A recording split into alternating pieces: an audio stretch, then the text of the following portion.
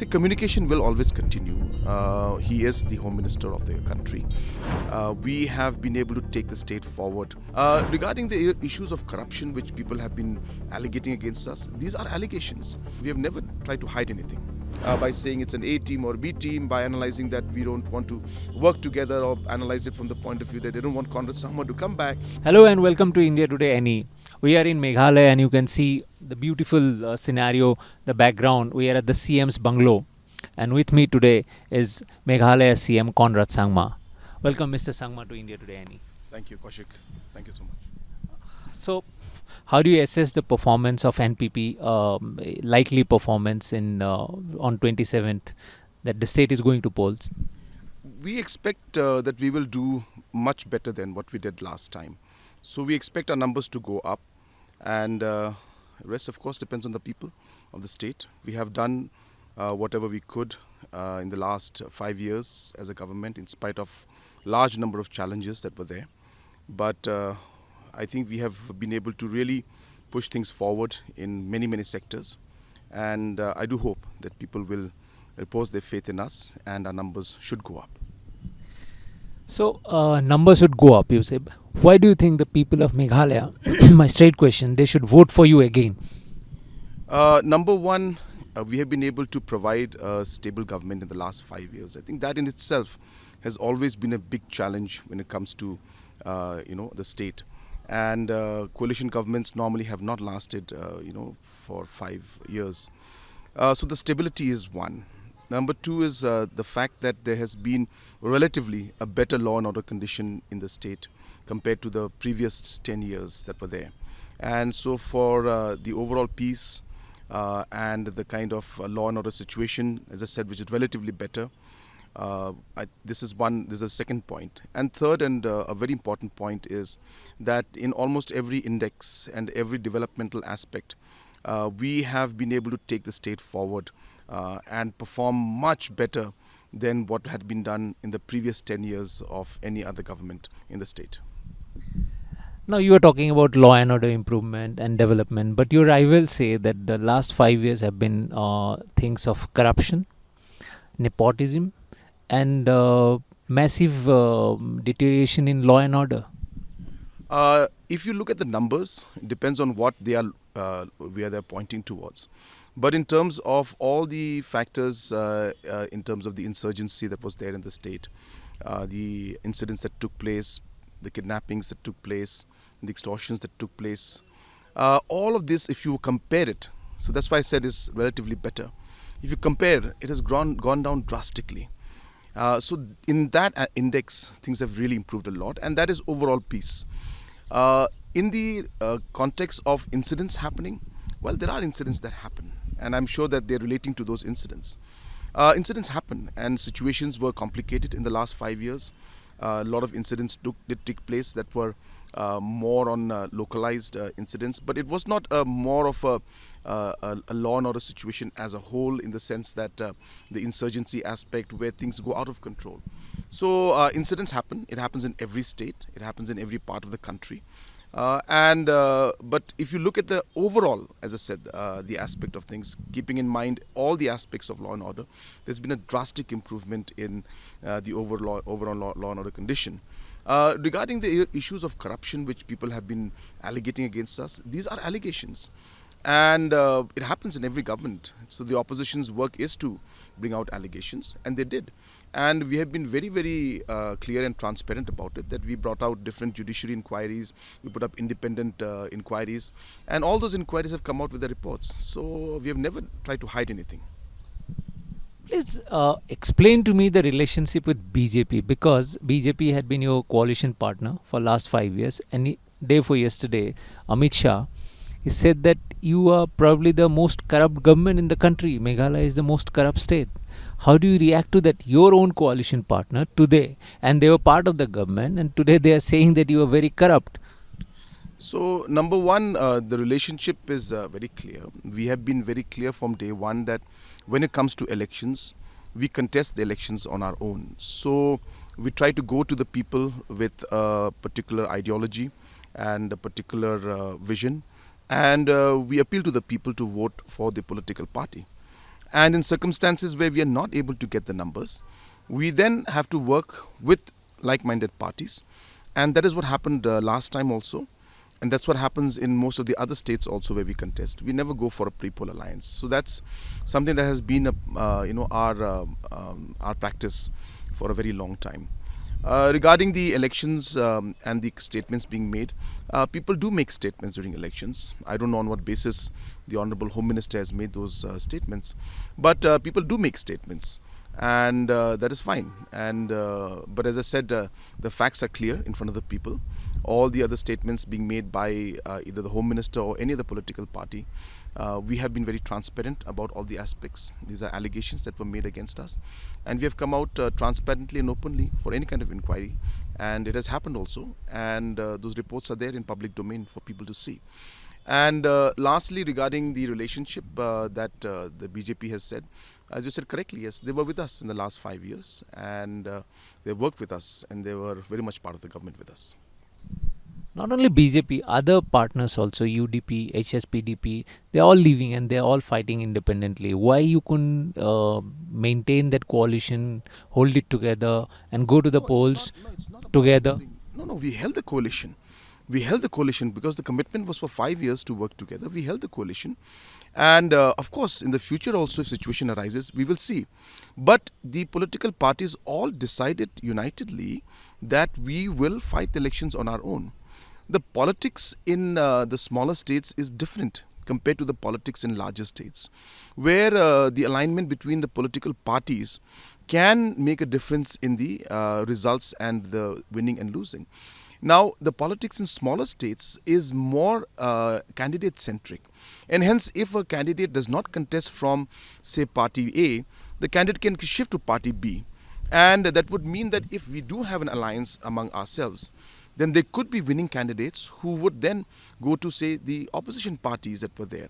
And so in a scenario, in such a scenario, it is much more logical for us to be able to fight the elections on our own and contest, as individual and independent political parties, and then decide on the way forward post-election results. So you are saying that in case you need numbers, if there is a hung assembly, you are likely to get back to BJP also and other parties also, despite the fact that Union Home Minister publicly has said that you are the most corrupt CM in the country. So number one is that we have clearly said that we are fighting elections on our own, and we have been clearly also putting forward that we are not going to have any pre-poll alliance. So that remains as it is, and therefore, when an election scenario, all political parties are going to make allegations against each other. So there are a large number of allegations against the BJP that are going ahead and being brought out by many political parties. So these allegations will happen. The point that you mentioned about post election scenario is that yes, in a scenario where there is a hung assembly, then the political leaders and political parties need to give a government to the state. And in that scenario, the discussions will take place and we'll decide at that time how to move forward. So you're not ruling out an alliance if need be. Yeah, of course, as I said, the alliance, but with whom the alliance will be, that is the question, and that will remain, that will be known once the results are out. There is another buzz. One of your alliance partner, now former alliance partner, UDP, they have talked about a Khasi CM. And you are from Garo Hills. In fact, the TMC chief, Dr. Mukul Sangma, is also from Garo Hills. And it's being said that both of you, and now you are the incumbent, you are taking all the development projects to Tura and Garo Hills. How do you react to that? Do you think that will be a challenge for you as a Garo CM, that this sentiment against a Garo CM is building up? So, number one, our development agendas have been very, very balanced. If you were to look at the entire report card, the numbers in terms of the overall fund flow that has happened, it is a very, very balanced. In every department, in every meeting we used to have, we used to always ensure that a balanced approach was maintained so that all the regions would get development in every part of the state. So that's number one. Number two, Of course, there will be sentiments, and some people will feel in that line. But the overall, I think, scenario when it comes to Chief Minister is about leading the state, and it's about keeping the team together and working what is in the best interest of the state. And whoever is is the person who is able to more capably lead and bring the necessary development, and whichever the MLAs strongly feel, that is the way it should be. It should be democratically done. So we will see when the situation is there, and as the situation unfolds. And as I said, the MLAs are the people who will be the representative of the people, and the decision will be made according to that. So we are very clear on that. There's no problem. And as I said, regarding the entire sentiment, sentiments will always be there. There's no harm in it, I should say. But it should not go to the point where it becomes negative and it leads to negativity. What is important is that the state should move forward. Development should come. Issues like border issues and other important issues should be resolved. I think that should be what should be the criteria and the thought process in which we move forward. TMC has been constantly saying that you are a puppet. One string is in the hands of Dr. Himanta Biswa Sarma, Assam CM, and the other is in the hands of Prime Minister Modi and Home Minister Amit Shah. How do you react to that? See, we need to realize that we work in an ecosystem. And in that ecosystem, we have regional aspects, regional politics, and we have then the national politics also, apart from the state politics.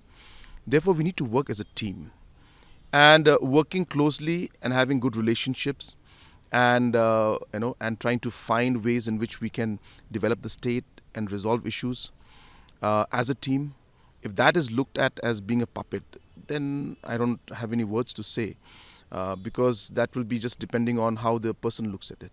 The way I see it is that I maintain good relationship with everybody, because I understand that there are political complications, there are different issues that we need to address. It's never an easy situation, but maintaining good relationship for the larger interest of the region and of the country and the state, of course, is what is priority for me. So regarding the fact that we are controlled by anybody, that really I think is trying to really stretch things a bit. Because there have been many instances in which we have not agreed to everything that Delhi or the regional leadership here of the political parties have said. We never have gone ahead with everything that they say. We make it a point to always stand firm on the issues that are important to our state. We never compromise on issues that are important to our people. And whenever it's required, we have raised our voice. And that's how we move forward. But I think looking at it from a point of view saying that it's we are like puppets or team B, as people say sometimes, would be completely incorrect. We look at it as teamwork. We look at it as state interest, regional interest, national interest, and in all these different ecosystems, we need to work together, and that's what's important for the state and for the country. Maintaining relationship, does it mean that you will contest the polls separately? Because in a Christian majority state like Meghalaya, the BJP's Hindutva agenda may go against you also if you get associated with it. So you'll rule the state for 5 years with the help of 2 BJP MLAs, but at the same time you are not going ahead in the polls with BJP, and BJP will attack you. You will attack BJP. Does that mean that it's a kind of equation where you play safe and you work everything to your advantage? You see, there is no perfect situation or solution in politics or in any kind of a situation where we are in public life. Things are very complicated. So we need to accept that fact. That's number one. So if we expect that everything will be plain vanilla and it's going to be black and white, it doesn't work that way in the kind of regional complications and the politics that we have and the country as a whole. So there are a lot of issues and concerns which we need to keep finding ways on how we should resolve them. But fighting an election on our own ideology as a political party, well, it is our right. And we go to the people. We have to understand that fighting an election and forming a government are two different processes. Now, when we fight an election, we go with an ideology of the National People's Party where we tell people about the fact that we are here to work and fight for the interests of the Northeast people. We're trying to create a platform for the Northeast. We're telling everybody that we need a platform that speaks and centers its entire thought process around the interest of the different states and the people of the Northeast. It looks at certain people out here, the issues that are very specific to us. Now that's the agenda with which we're going forward. There's nothing wrong in that.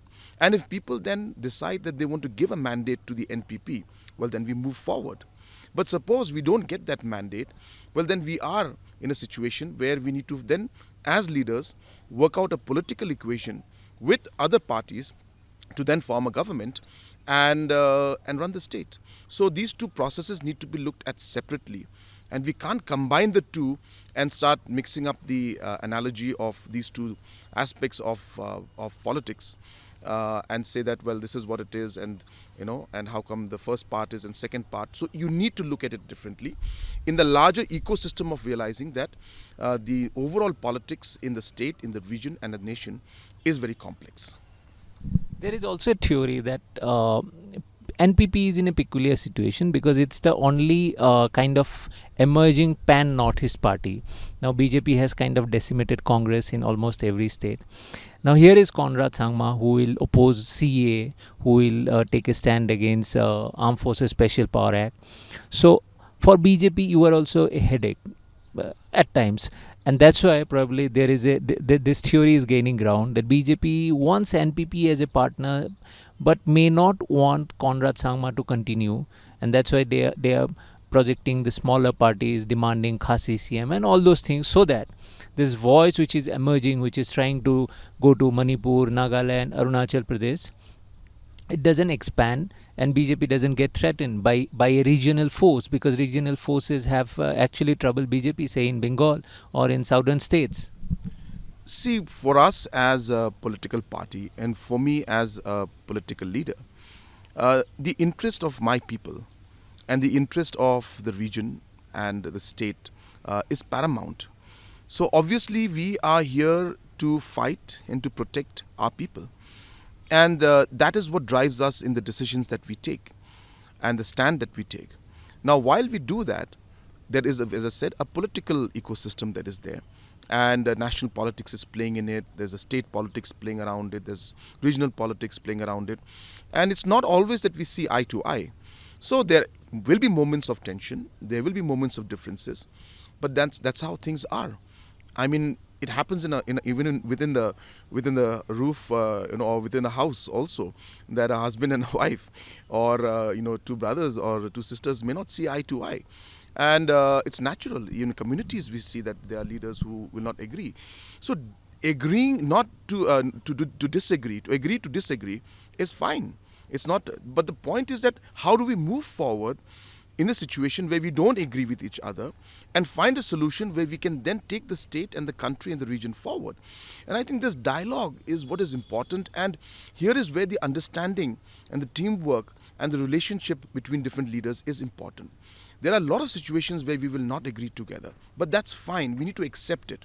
And as I said, what is important to keep in mind is that why is it that we're not agreeing? What would be the way to move forward in it? And how can we keep the interest of each of the regions and the states and the people in mind while trying to take this issue and resolving issues forward. So I think that is really what it is all about. And you can analyze it in whatever way you want it, by saying it's an A team or B team, by analyzing that we don't want to work together, or analyze it from the point of view that they don't want Conrad Sangma to come back. I mean, that's up to the way any individual would like to see it. But I think the larger goal and larger picture which one has to understand as a person from Meghalaya, from Northeast, and as a nation as a whole, is that we will always have differences. We are a complex country. We have different societies. We have different people. We have different cultures. There's nothing wrong in not agreeing. But I think what is wrong is if you're not able to sit down together and make our point being heard and find a solution to things. And that's really what I feel the way things should be. So my last question: when you meet Union Home Minister Amit Shah next time, will you ask him why did you say so? Even if it is a campaign, if an election campaign, but that's a very serious allegation to level you as the most corrupt person in the country. Will you ask him, or did you dial his number as you have been talking about being in an ecosystem? You are part of that ecosystem. You are admitting. So will you check with him what provoked him to say to attacking someone is fine, but this is a very very serious allegation. Well, as I said, you don't know. Maybe I've already spoken, or maybe I spoke before that or after that. So, see, communication will always continue. He is the Home Minister of the country, and we have to move forward. Yes, if the situation comes, then if the discussion does come forward, we will discuss this matter also on what were the reasons why he had to say this. But as I said, I also look at it from the point of view that this is election, and they have to take a very hard stand. They are like looking at pushing their government forward out here, trying to form a government, trying to get as many MLAs as possible. So they may make statements. For example, we had made a lot of statements in Manipur. We had also taken a very hard stand against the BJP there, and maybe they are also trying to reciprocate and taking a hard stand here itself. So, well, as I said, this is election, so they will say things. We will say things, but that's how things are. Mr. Sangma, you are about to leave for a campaign. You are getting late. How confident are you? My last question about returning to the same bungalow on March 2. We are very confident. Number one, we are very clear that we will emerge as the single largest party, and we are moving towards getting an absolute majority. So we are very, very confident, and I'm also very confident that we will definitely come back to this place. You particularly coming back to this bungalow. Yeah, it'll all depend on the MLAs. I've been very clear that the MLAs will be decide on how it should be, and we will see as the situation unfolds. But I'm sure that our MLAs also will repose their faith. Mr. Sangma, thank you so much for being on India Today NE. You have been candid, but not as candid as you usually are. Maybe because of elections. Hope to see you post-election. Thank you so much. Thank you so much.